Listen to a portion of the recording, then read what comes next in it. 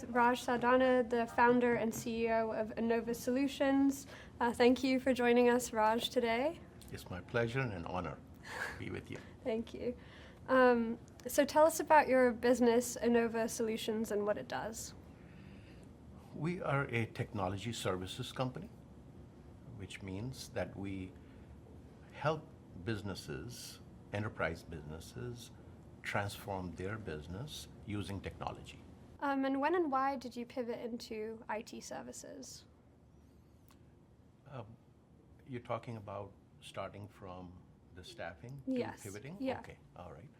Yes, we started, more in the staff augmentation space because that's the quickest way to revenue, and because the sales cycles are short, and then we have to build credibility in that space before any enterprise wants to outsource any of their technology projects to you.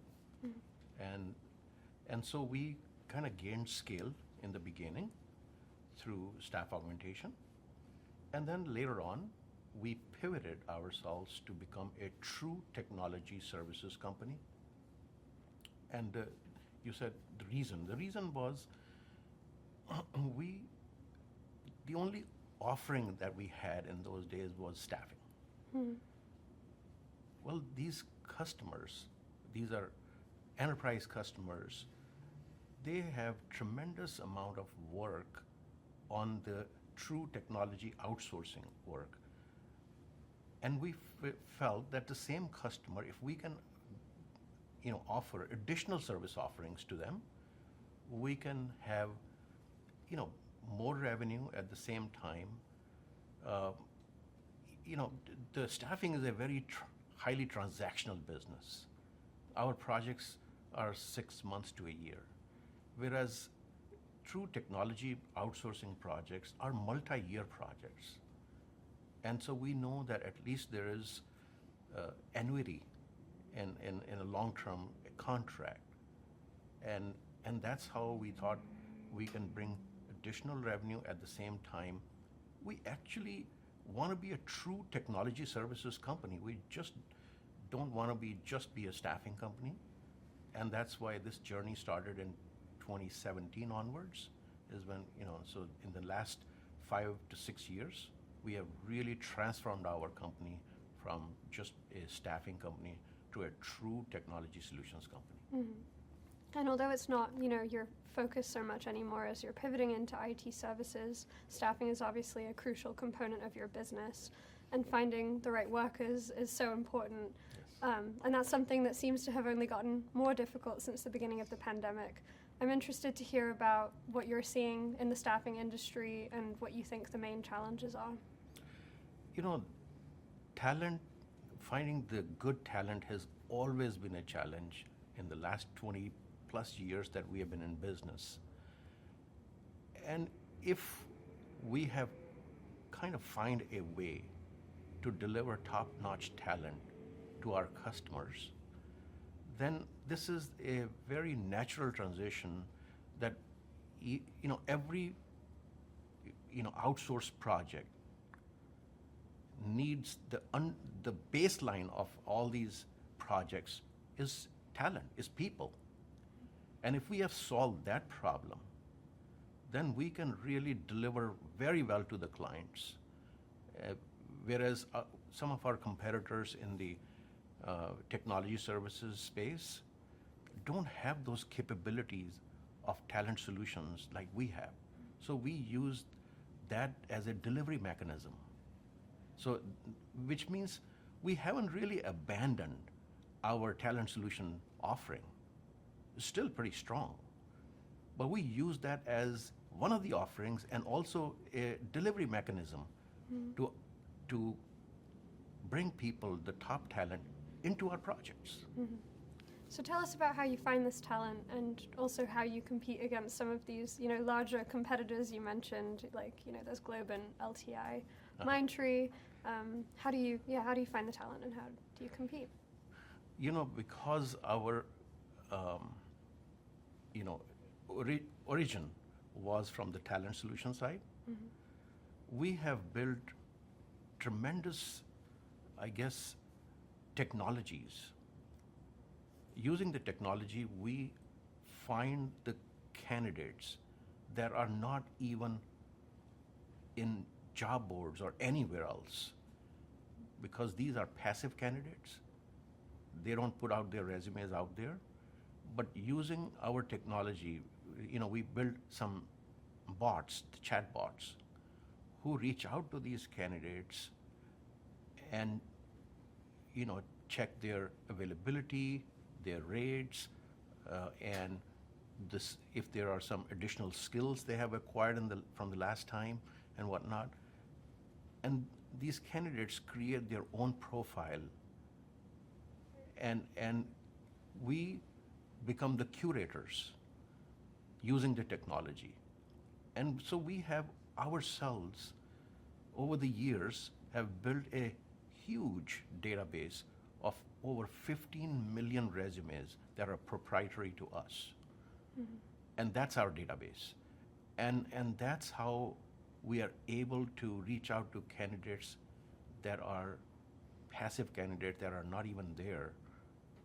And we leverage our technologies to find the right talent, and then obviously create a large team very, very fast. Mm-hmm. And that's our biggest advantage, competitive advantage amongst other technology services companies. See, we have, because of our talent solution offerings from the beginning, we have close to 1,000 recruiters in our company. Mm-hmm. 1,000 recruiters. Mm-hmm. No other technology services company has that kind of firepower in this talent solution space. And we take full advantage of that and really beat out all our competitions, hands down. So how have the troubles in the tech industry over the past year or so impacted your business? And do you think it will make it easier to find staff to, staff the projects that you work on? See, about a year and a half, we heard this big wave of resignation, right? We all heard that great resignation was the term. Everyone was moving on, going for, I guess, better paying jobs, or, and this is right after the pandemic, because and that created such a labor shortage in our industry. And,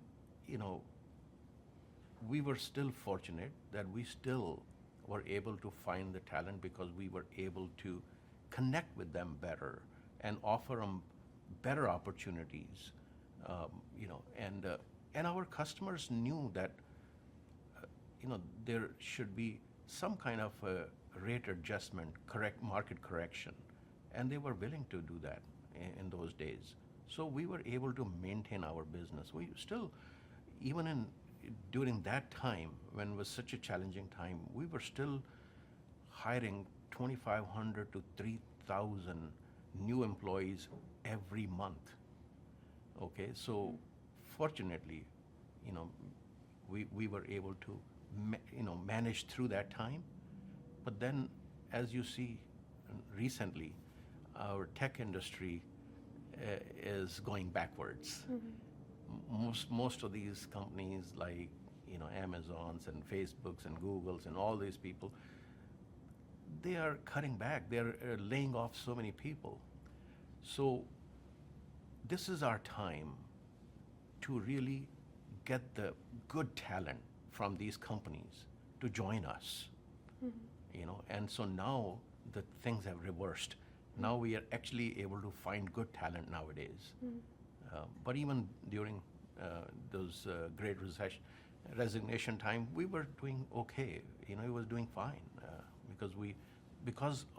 primarily because we had such wonderful technology to reach out to these candidates and really pique their interest and give them some really good opportunities of career growth. Mm-hmm. And that's what kind of helped us during this time. So you have this incredible backstory. You know, you came from India at a very young age in college and kind of, you know, slept on the floor on a mattress and worked your way through to pay for school and before you started your entrepreneurial journey. I'm interested how, you know, being a first-generation immigrant has impacted how you've grown your business. You know, yes, you're right. I went through a lot of adversity in life. I grew up in India, in New Delhi, India. Very, very humble beginnings. I mean, I was 20 years of my life before I arrived here. I lived in a government quarter, which means it's like similar like a housing projects here in U.S. Mm-hmm. That's the kind of environment that I was living in, with very, very dilapidated infrastructure, no, you know, heat and air conditioning or refrigerator or phone or TV or, you know, anything. So somehow I was able to gather enough money to buy an airplane ticket to arrive here. Was fortunate to get admission in Georgia Tech, but I didn't know. I came with maybe $100 in my pocket, and I didn't know, you know, where my next meal is going to come from for months. But until I found a job in a Georgia Tech cafeteria, you know, washing dishes for a living. And so that's how the journey started. I did that for a year, and at least kind of, you know, I was able to survive. Like you mentioned, yes, I have, for months, I have slept on floors, you know, and didn't even have a working shower, so I had to go to Georgia Tech Student Athletic Center, and they give free showers and free towels and all. That's how I used to kind of survive. But you know, all the adversities in life makes you stronger in the end. Once you go through all this, you fear nothing, right? And so this is the reason, if I have been on survival mode, even afterwards, even when I got a job, moved on, you know, and when I started my business, when you're starting out from zero, you know, with very little money, if any, you're always in a survival mode. Are we gonna survive next year? As a startup, I mean, you know, 4, 5, 6 years go by, and you wonder if you're gonna be surviving next year or not. Mm-hmm. That survival, being in a survival mode, helps even today. I don't take anything for granted. No matter, we may be approaching $3 billion in revenue today, but I don't take it for granted. Mm-hmm. You know, because that's ingrained in my head, that, you know, you have to go out and hunt every day, making sure that tomorrow will be better than today. Mm-hmm. And that helps, is being in that immigrant, first, you know, landed immigrant, first generation immigrant. We go through such adversity that that survival mode kicks in, mm-hmm. do or die, and we still operate the same way. And maybe kind of building off what you just said, but what do you think has made you so successful? See, I would say as a leader, if you want to really grow the business, you have to create a very good culture in the organization. And good culture happens when, first of all, the top guy has integrity, transparency, and loves his people. If the top guy doesn't care for people, people will leave. You'll never grow. And so that's what we make sure, and I genuinely, you know, love my team members. We call it Innova family, right? It's an extension of my family. That's why you saw any person you met in our company, they're welcoming arms like we were part of the family. And that's the culture we have created. And that's what really helps us continue to grow. So you originally started Innova as a staffing firm, you know, in the lead up to Y2K. You sensed a problem of there weren't enough tech workers, and you jumped in to fix that by importing tech talent from India. Uh-huh. What's the current, you know, breakdown of Innova's employees in terms of where they are from different parts of the globe, and what are the different, you know, expectations that your employees have from around the world? Like, is it different, like a U.S. employee's expectations from you as an employer are different from an Indian Yes. employee's expectations? Human beings are all alike. But because we started as a staffing company, Mm-hmm. our focus was to build our US client base, because these are on-site consulting engagements. So that means we need on-site people in US to go and consult at the client sites. And so that's how we've completely focused on growing our on-site employees. Of course, some of the shared services employees, you know, the corporate services, you know, whether it's finance, accounting, marketing, IT, and all those. There was a shared services center in India, but there's a big team here as well, in addition to doing, you know, having bigger team in India. But that's corporate employees. As far as billable employees is concerned, where the revenue comes from, it was all US. So we grew that. I mean, today we have, you know, last year in 2022, we must have issued about 50 to 55,000 W-2s. These are US employees, right? And, but then because the transformation journey from staffing to solutions, true technology services, started in 2017 onwards, 2018. In the last,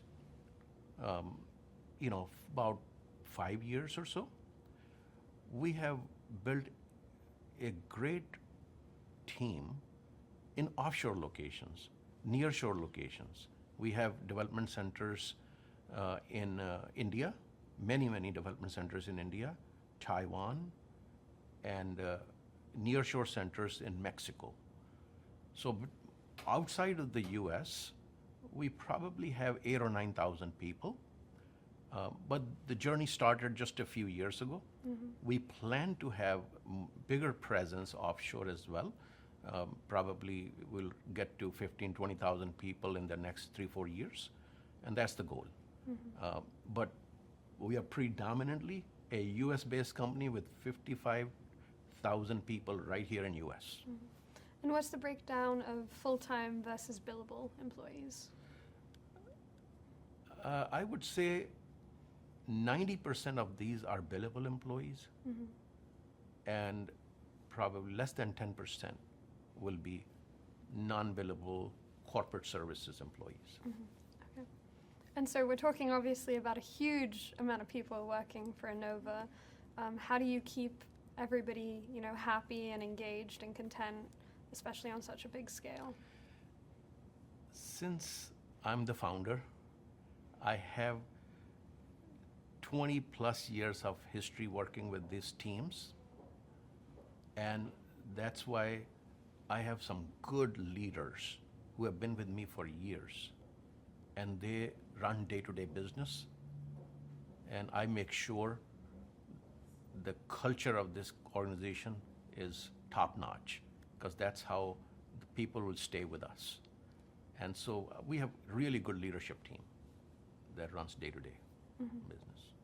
And so what do you do when employees aren't happy? In reporting this story, I came across some reviews from some employees that, weren't happy at Innova, citing a difficult work environment. How do you respond to those kind of complaints? Right. See, over the years, acquisitions, M&A has been an integral part of our growth strategy. We acquire companies that are not very well managed because that's the way we get the best value.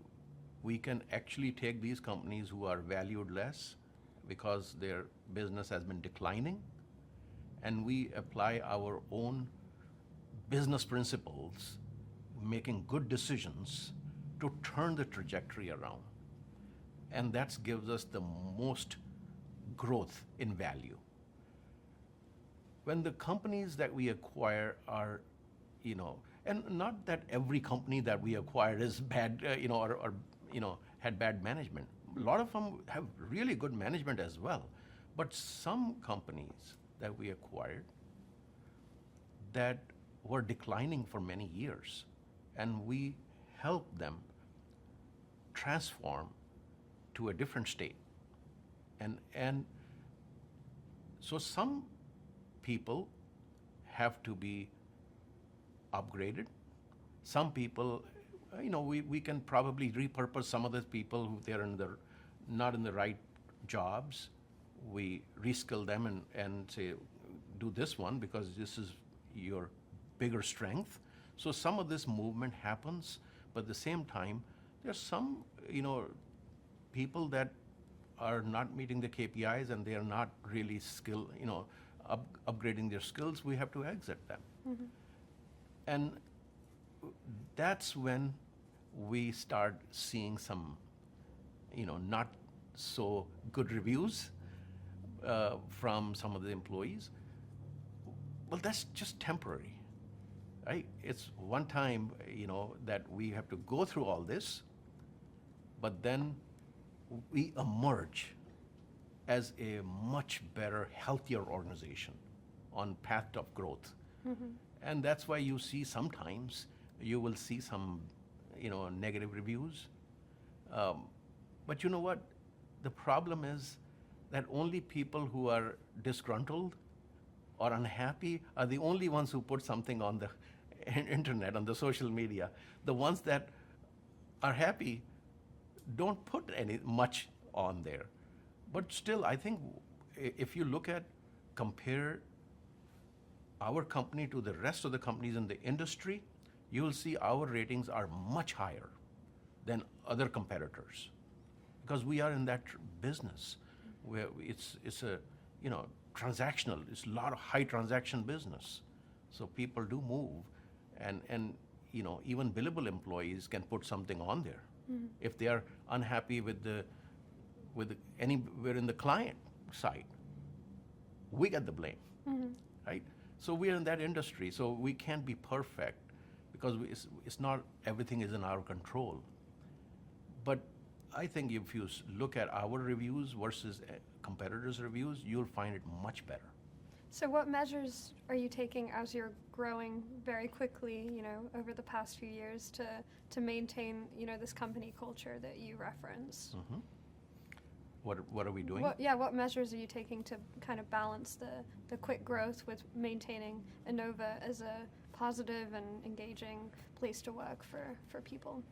We have created a team that focuses on employee engagement, employee upskilling, right? And as long as you respect your employees and help them upgrade themselves, mm-hmm. and create a happy, positive culture, they stay. And so we have, our HR has many, many different plans for employee engagement and employee upskilling that helps us. And I kind of asked the question earlier and you answered, people are the same everywhere. Yes. But do you feel like there's higher expectations for you as an employer having so many U.S. employees versus your offshore employees?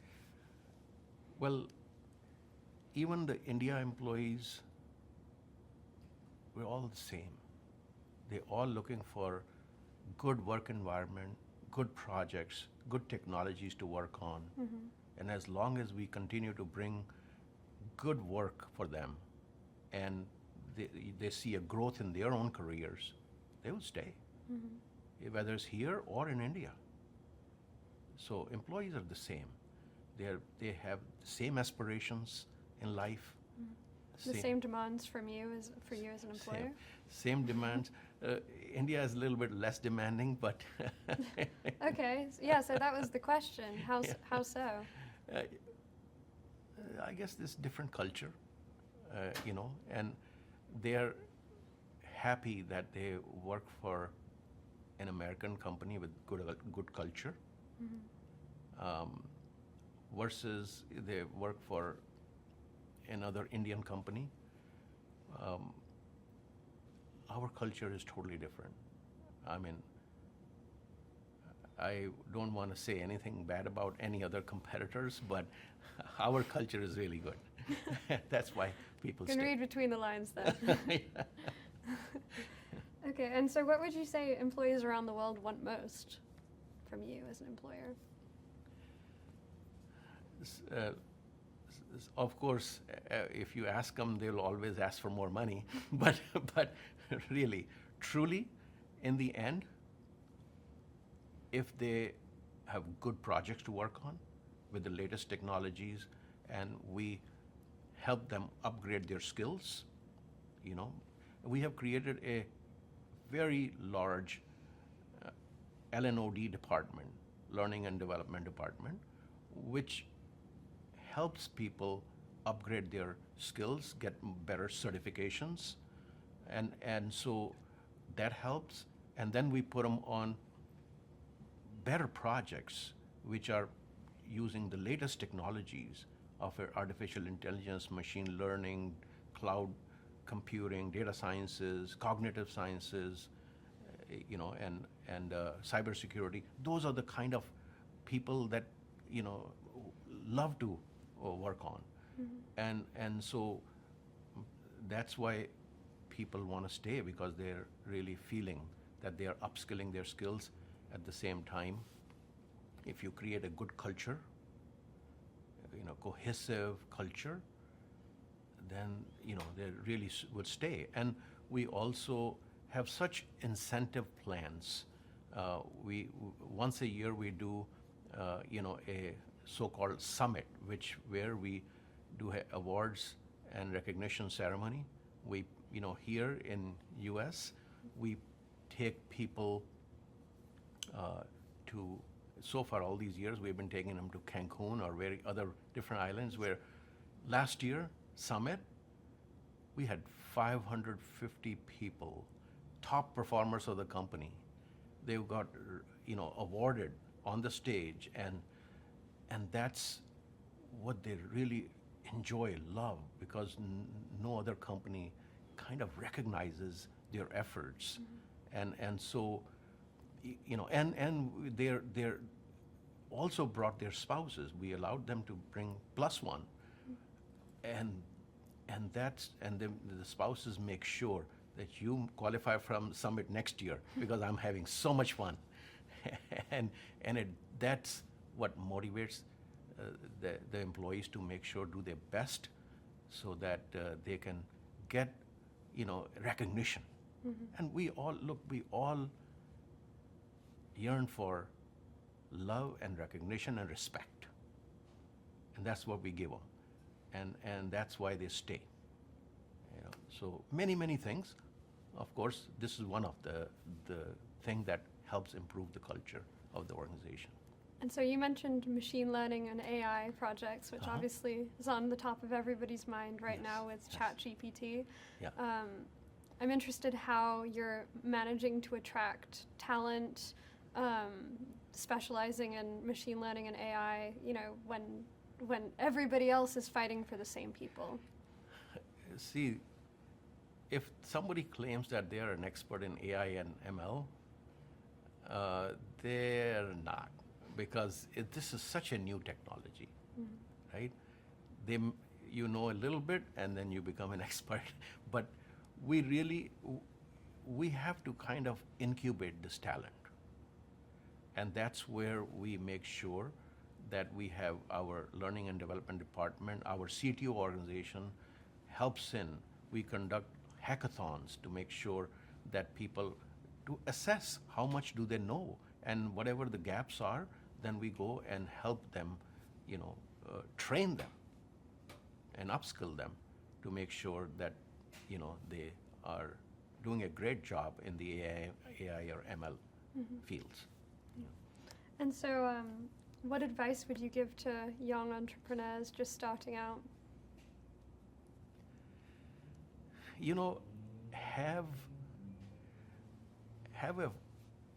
First of all, it starts with a dream. You have to have a dream of what you really want to do and accomplish in life. Be passionate about it, but don't ever give up. There will be many ups and downs in life. Sometimes you feel that your dream is about to fall apart, but just stay totally focused on achieving what you really set out to achieve, and be true to yourself, be honest, whether you raise money through VCs or whatever, doesn't matter. As long as the investors know that you're passionate and you're capable and passionate about achieving something, the investments will come in, right? And so just don't ever give up, period. Grit is the key. Even if you get beaten down, next day is a new day. Get up and go fight again. And that's what we have done ourselves. We still do it. And I think that's the key to success. I don't think there's any other magic bullet that we can talk about. Everybody wants the magic bullet. I know. So finally, I'd love to hear about what the American dream means to you, and if you think it's still alive and well, and that there are as many opportunities in the U.S. As there once were for entrepreneurs. Of course, everyone has a different definition of American dream. Mm-hmm. Some people may be just making it big, making it a lot of money. For me, it's not about money. For me, it is more about doing something meaningful with your life, something big that you never even imagined you could do, right? Starting from zero, getting there, and still, I don't think we'll ever sell this company and cash out and just go and have, good time. No. We're doing such meaningful work. We are actually turning these engines of the economy and really putting in a high gear. We are making an impact. We're making a difference, whether it's helping other communities who are underprivileged versus just creating jobs. And that's a great feeling, because once you give somebody a job, you are setting them for life. And so we are, we feel that we're making a big impact to our economy, our country, worldwide, in fact, not just our US, but even making a difference worldwide. We have operations in Europe, Australia, Singapore, Malaysia. We feel at a global level we are making a difference. And that's what is more important to me. That's my American dream. At least America gave me an opportunity. And I'm so thankful. This truly is a land of dreams. I mean, this is, yes, you have to work hard, you have to do this, that, okay. who, anything in life, you want to achieve anything in life, you have to work hard. But at least this country gives us an opportunity to get somewhere. You know, and that's what I love about America. This is my home. I migrated here 37 plus years ago. This is home. And I'm so proud of being here.